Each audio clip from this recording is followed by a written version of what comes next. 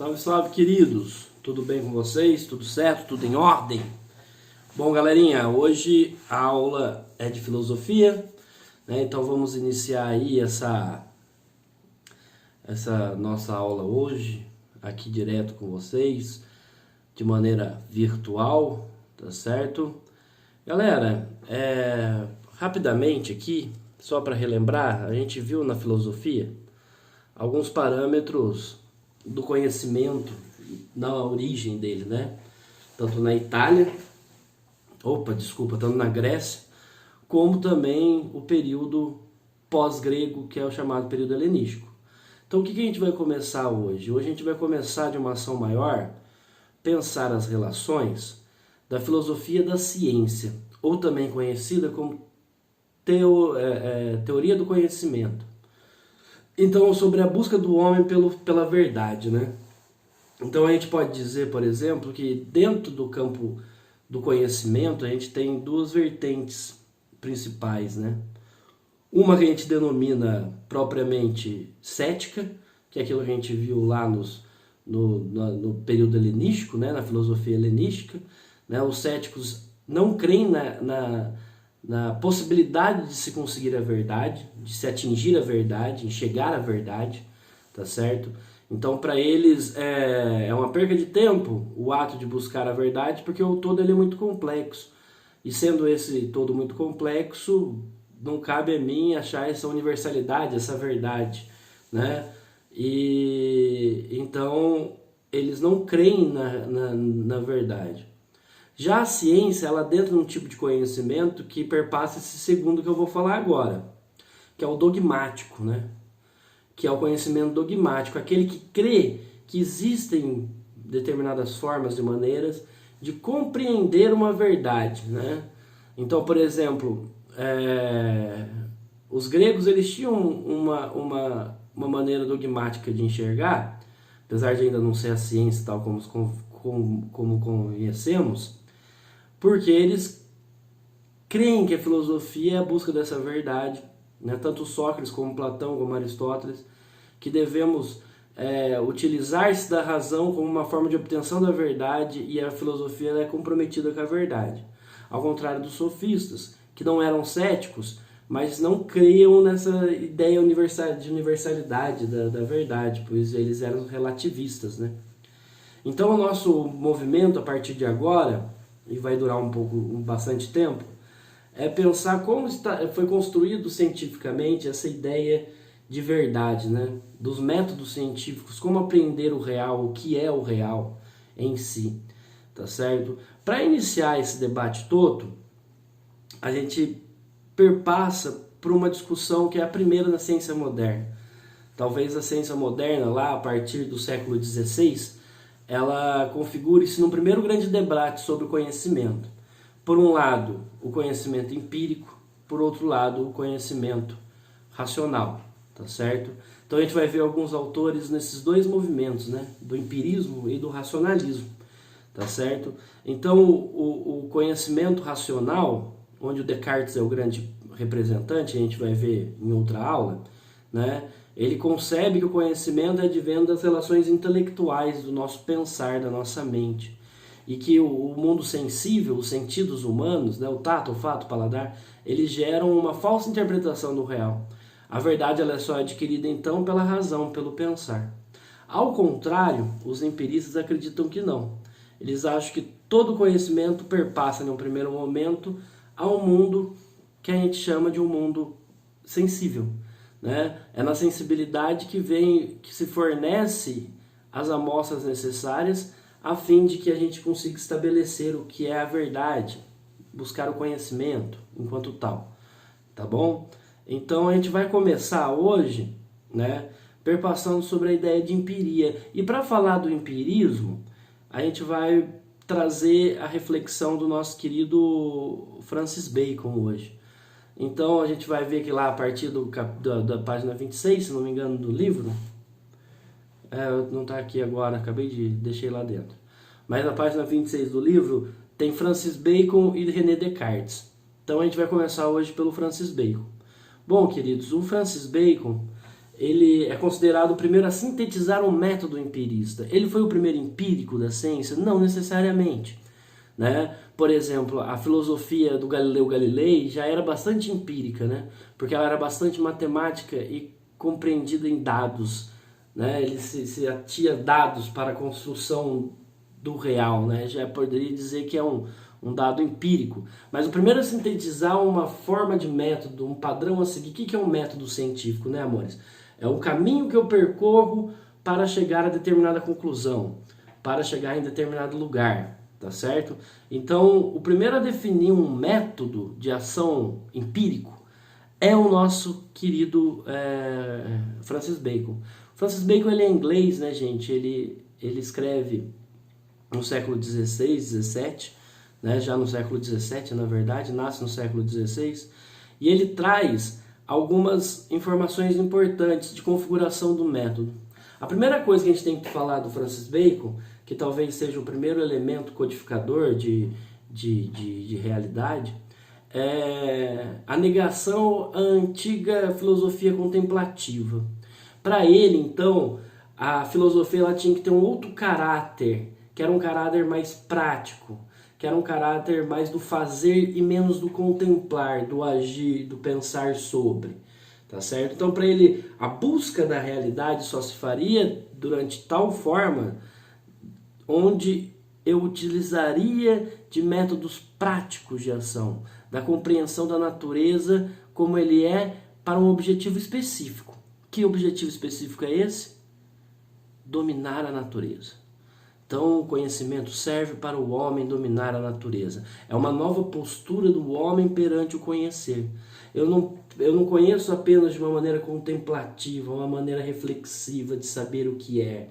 Eu tenho que compreender as suas leis, as suas nuances, fazer experimentações, compreender os fatos em si, né? Para que eu consiga entender o desenvolvimento e o porquê dessas leis da natureza, porquê do funcionamento desse mundo natural, e a partir do momento que eu compreenda isso, eu posso utilizá-lo, dominá-lo, usá-lo de maneira proveitosa para nós, seres humanos. Então ela é uma nova proporção, uma nova postura no conhecer, tá certo? Então é isso que ele enfatiza dentro dessas ações, né? Então para ele, o conhecimento, ele é indutivo, né? A forma de compreender a realidade deve ser indutivamente. Eu devo partir dos pontos específicos, dos pontos particulares, para compreender um fenômeno ou uma lei que seja maior, tá certo? Então, por isso que ele dá tanta ação às relações do ponto de vista sensível, ou seja, da coleta dos dados, do manipular os dados, né? Isso é sensível, isso não é uma criação racional. Então, o conhecimento ele não parte da razão em si, ele parte do objeto, da coisa, dos dados, do sensível, compreende? Então o empirismo ele tem toda essa forma. A gente vai ver, né, outros empiristas como John Locke, como o David Hume, que eles também são bastante empiristas nesse sentido sensível, cada um conota suas contribuições, mas todos eles acabam adentrando nessa linha que a gente chama de empirismo. E o empirismo ele é britânico, né, ao contrário do racionalismo que é francês. Olha, uma treta histórica aí. Tá certo, meus queridos? Então vamos lá. Vamos tentar compreender como que ele pensa isso. Então o Francis Bacon, né, ele tem essa preposição do compreender para dominar, essas coisas todas. E então ele diz que ele vai sintetizar um método, né? Como que deve ser esse método? Como que eu devo alcançar? Mas antes do método em si, ele vai dizer que existem algumas armadilhas que nos fazem cair no processo de trabalho, no processo científico, cair em erros. E esses erros podem prejudicar toda a ação do que é verdade, da busca dessa verdade. Ele chama esses equívocos de ídolos. A ideia de ídolos para o pensamento do Bacon, ele quer dizer o que? Ídolos são falsas noções de realidade. Então, antes de a gente falar do método, eu vou falar dos ídolos, porque ele fala que é necessário ficar atento sobre os ídolos para que a gente não caia em devaneios lá na pesquisa, na implementação do método. Então, antes, junto com a implementação do método, no seu processo de pesquisa, você tem que estar atento a não cair nos ídolos. E ele diz que existem 4 ídolos, né? Os ídolos da tribo, os ídolos da caverna, os ídolos do fórum e os ídolos do teatro. São 4 falsas noções que podem surgir e fazer você perder a noção e fazer uma pesquisa científica errônea, errada. Então, quais são essas falsas noções? Vamos por etapas. Então, primeiramente, os ídolos da caverna. Os ídolos da caverna são os ídolos provenientes da própria limitação do conhecer humano, diz o nosso querido René Descartes, Francis Bacon, tá certo? Como assim? O que ele está dizendo sobre esse processo? Da onde vem essa ação própria dos ídolos da caverna, né? Do teatro, da tribo. Nossa, não sei nem se eu falei errado. É ídolos da tribo primeiro. É tribo, depois caverna, depois fórum e por último o teatro. Beleza? Então estamos no ídolos da tribo. Os ídolos da tribo são provenientes da própria limitação da condição humana. O que ele está dizendo com isso? Você tem que estar apto a fazer a pesquisa de acordo com aquilo que você possui para fazer a pesquisa, tá certo? O que ele quer dizer com isso? São erros que às vezes a gente comete por não estar preparado para alcançar um objetivo que ainda é maior, saca? Então, por exemplo, se eu preciso de uma pesquisa que necessite de algum tipo de instrumento para analisar, um microscópio, alguma coisa assim, se eu não tiver esse microscópio, não adianta eu tentar fazer a pesquisa em cima disso. Então eu tenho que estar claro sobre a minha própria limitação enquanto pesquisador, né? Se eu tenho os materiais necessários para essa pesquisa, se eu tenho uma condição intelectual de conhecimento necessário para uma pesquisa do tamanho do que eu quero fazer. Então uma das primeiras coisas que diz o nosso querido Francis Bacon é referente a essa limitação própria do pesquisador, do sujeito do conhecimento, né? A gente tem que ter claro se a gente tem a capacidade intelectual e material de conseguir dar conta da complexidade do objeto no qual eu estou querendo compreender, tá certo? Então essa é o que a gente chama de ídolos da tribo. O segundo, que é o ídolos da caverna, remete-se à ideia da caverna mesmo de Platão, né? O mito da caverna que a gente comentou aí. Ele diz que cada um de nós temos uma caverna dentro da nossa cabeça. O que ele quer dizer com isso? Cada um de nós somos criados dentro de uma determinada limitação de pensamento de mundo, né? Então a gente compreende o mundo de acordo com a forma, com o mundo que a gente vive foi criado. Então muitas vezes é necessário expandir esse pensar seu, estar aberto às novas concepções, saca? É sempre importante nesse sentido a gente estar pronto para ultrapassar aquilo que julgamos verdadeiro. Então a gente não pode cair em umas concepções nossas. A gente não pode querer que a conclusão do trabalho que eu estou tendo, né, que eu estou pesquisando, conclua-se do jeito que eu quero, que comprove aquilo que eu acho que é, né? Isso acontece muito no campo científico, né? Muitas vezes eu faço uma pesquisa querendo comprovar X e às vezes eu posso até induzir a pesquisa a fazer X sem ela realmente ser. Cair em alguns problemas por querer comprovar aquilo de determinada forma, só que não é. Então eu tenho que sair da minha caverna, sair do que eu quero, o que eu acho e propor uma ação onde a verdade prevaleça acima de tudo. Compreenderam? A terceira são os chamados ídolos do fórum ou do mercado, né? Eles chamam qualquer um dos dois. São as falsas noções provenientes da linguagem, né? Da interpretação da linguagem em si. Isso também é muito comum no campo científico, vocês vão ver quando vocês entrarem na universidade, forem fazer pesquisa científica, né? Ou seja, a compreensão errada de um conceito que você vai aplicar, né? Ou a concepção errada de dados que você erroneamente interpretou esses dados, pode colocar a pesquisa tudo a perder. Então são falsas noções de interpretações no campo da linguagem, ou seja, da escrita, da interpretação, tá certo? Daquilo, por exemplo, eu vou fazer um trabalho usando o conceito de ação social do nosso querido Max Weber, né? Se eu utilizar errado o conceito de ação social do Weber, que é o que está me instrumentalizando enquanto metodologia, de nada vai servir minha pesquisa, eu perdi todo o campo.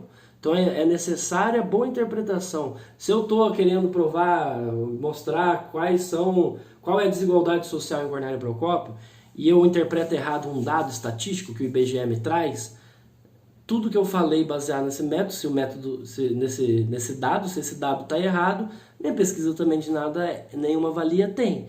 Então toda vez a gente tem que prestar atenção, diz o nosso querido Francis Bacon. Temos que estar atentos para não cometer o erro de uma má interpretação no campo linguístico, né? No campo da linguagem, nos fazer interpretar errado um dado ou um conceito em si e acabar jogando a pesquisa científica pro ralo, né? Tá certo? E por último ele fala dos ídolos do teatro. São as falsas noções, segundo ele, provenientes das nossas próprias concepções filosóficas ou científicas. O que ele quer dizer com isso? Cada objeto de estudo pede um método certo para se desenvolver, tá certo? Ou seja, eu não devo estar preso a minhas preferências metodológicas ou minhas preferências científicas. Eu tenho que ver qual método deve ser empregado naquele objeto de estudo. Talvez o método preferido meu, aquele que eu mais goste, não é o melhor para ser aplicado naquilo que eu quero estudar. Talvez um outro método seria melhor, tá certo? Então, por exemplo, usando para ciências sociais, que é meu campo, eu quero estudar, sei lá, a educação em Cornélio Procópio. Eu tenho uma preferência marxista de análise de método marxista, mas talvez para analisar a educação tão específica como a municipal de Cornélio Procópio, o Weber, dentro das suas posturas de motivação, dentro das suas ideias de ação social, sejam mais plausíveis para esse estudo. Então não adianta eu meter um método que não é o ideal para a compreensão desse fato. Eu tenho que achar um método melhor para o objeto. Não posso falsear-me as minhas compreensões científicas por causa de convicções filosóficas ou convicções científicas, né? Que eu tendo a cair ao erro também, né? Então, esses 4 elementos, diz o nosso querido Bacon, a gente deve sempre estar atento para que esses são os maiores fatos que nos fazem errar numa pesquisa científica. A gente tomando cuidado com esses 4 elementos, a gente vai conseguir fazer uma boa pesquisa. E uma vez que a gente consegue cuidar e controlar esses 4 ídolos, né? Essas quatro falsas noções, a gente chega então ao método. E como que se deve aplicar um método segundo o nosso querido Bacon? O método para ele se faz em 4 momentos, né? Também são 4. São 4 momentos. O primeiro momento, a coleta de dados, diz o nosso querido Francis Bacon. O primeiro fato é coletar dados. Então eu quero estudar X. Tudo que você puder coletar de dados sobre o X, dados empíricos sobre o X, você vai lá e coleta. Né? Por exemplo, eu quero estudar os guaxinins do bosque. O que eu vou fazer no primeiro momento? Vou colher dados sobre esses guaxinins do bosque. Vou analisar, vou pegar fezes dele para analisar o que eles comem, vou pegar a amostragem de pelos, vou analisar o comportamento dele diurnamente, noturnamente, né? Tudo de dado que eu puder trazer sobre esse ser ou coati do bosque eu vou pegar, tá ligado?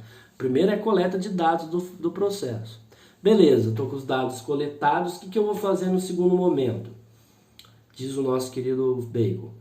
Eu vou fazer uma organização racional desses dados, né? Então eu vou racionalizar o dado. Então eu vou colocar lá uma planilha colocando lá hábitos diurnos, hábitos noturnos, acasalamento, alimentação, dieta do coati. Todos os dados que eu conseguir captar, eu vou operacionalizar de maneira racional, tá certo?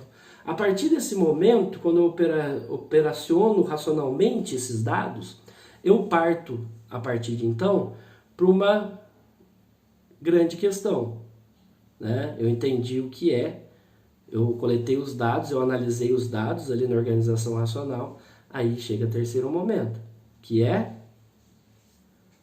a hipótese, meus queridos. Formulação da hipótese de estudo. Uma vez que eu estou ali, qual a problemática que eu quero saber? O que eu estou com aqueles dados? Eu consegui entender como que é a rotina a partir desses dados, operacionalizei tudo isso, como que é a vida do coati lá do bosque. Aí eu crio uma hipótese, uma problemática, algo que eu quero solucionar, uma pergunta que eu estou querendo solucionar. É nesse momento em si que eu formulo, vamos supor.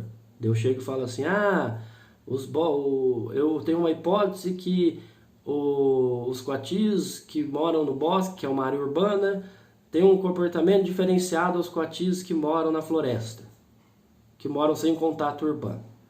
Beleza, é uma hipótese, né? Eu julguei uma hipótese. Aí eu vou para o quarto movimento, que é a resposta disso tudo. Que é o quê? A experimentação. Aí eu vou fazer a experimentação para refutar a minha hipótese ou para comprovar a minha hipótese, né?